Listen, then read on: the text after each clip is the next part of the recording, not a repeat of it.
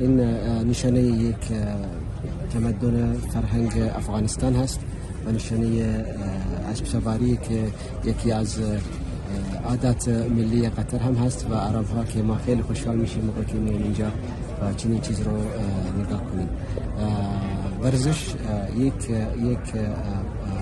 راه تمدن و راه تفکر و راه دوستی و راه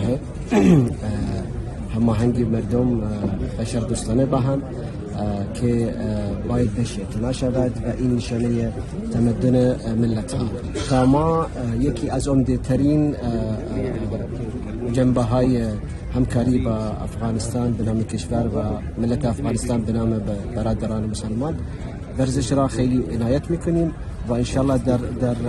آینده زیاد همکاری های بین قطر و افغانستان در صحنه ورزشی خواهیم دید انشالله.